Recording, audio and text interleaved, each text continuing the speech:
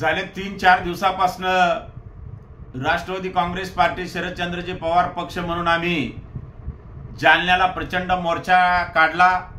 त्या मोर्चाच्या माध्यमातून संबंधित जालन्याचे अधिकारी यांनी आम्हाला लेखी स्वरूपात पत्र दिलं की तुम्हाला 26 तारखेला अमुक अमुक वाजता आम्हाला वेळ दिला आणि त्या वेळेमध्ये आमच्या तालुक्यातील जाफराबाद भोकरदन तालुक्यातील लोकांना कामगारांना सेंटी किट आणि पेट्या संसार किट अशा वस्तू वाटण्याचं आणि थम्स देण्याचं काम इथं भोकरदन जाफराबादच्या लोकांना या कामगारांना केलं जाईल।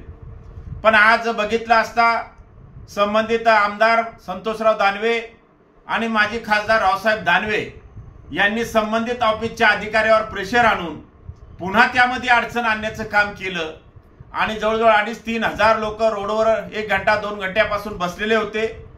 मी सुद्धा दूरध्वनीद्वारे संबंधित तहसीलदार असतील, एसडीएम असेल, यांना सुद्धा मी बोललोय।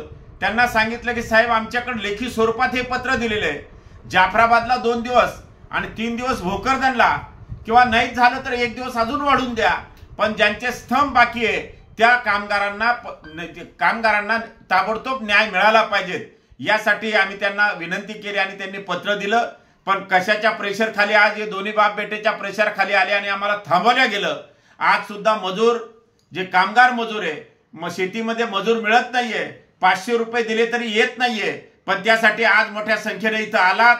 त्यांचा सुद्धा आज प्रचंड त्या मजुरांच्या मनावर एक वाईट परिणाम निर्माण झाला आणि संबंधित मी कलेक्टर साहेबाला विनंती करतो या माध्यमातून, त्यांनी जाफराबाद भोकरदन तालुक्यामध्ये जे स्तंभ बाकी राहिलेले ते ताबडतोब 2 दिवसामध्ये आम्हाला त्यांनी निर्णय द्या, नसता महाविकास आघाडीच्या माध्यमातून कलेक्टर ऑफिसवर एक 5 ते 7 हजार कामगारांचा मोर्चा हा काढला जाईल। एवढीच या निमित्ताने मी चंद्रकांत दानवे म्हणून माननीय कलेक्टर साहेब असतील आणि संबंधित कामगार ऑफिसचे अधिकारी असतील यांना याद्वारे सूचित करतो यांना आणि परत विनंती करतो की ताबडतोब आम्हाला उद्या पुन्हा इथं थम्स देण्याचे जे काही त्यांचे काय अधिकारी असतात ते येऊन शासकीय जागेवर ती जागा निवडावी आणि तिथं बोलावे, नसता जालन्याला बोलावे, तिथं सुद्धा स्तंभ घेण्यासाठी इथले आमचे सर्व कामगार तिथं जातील आणि स्तंभ देतील आणि नाहीच दिला तर हातात रुमणं एकच मागणं या पद्धतीनं मोर्चाचे नियोजन आम्ही करू। धन्यवाद।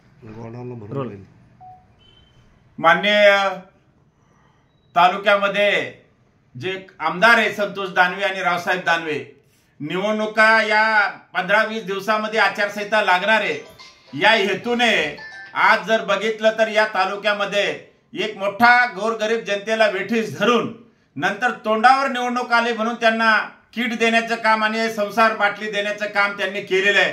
पण जनतेला सर्व हे कळालेलं आहे, सामान्य माझ्या कामगाराला, माझ्या माता भगिनीला आणि कामगाराला सुद्धा कळालेलं आहे।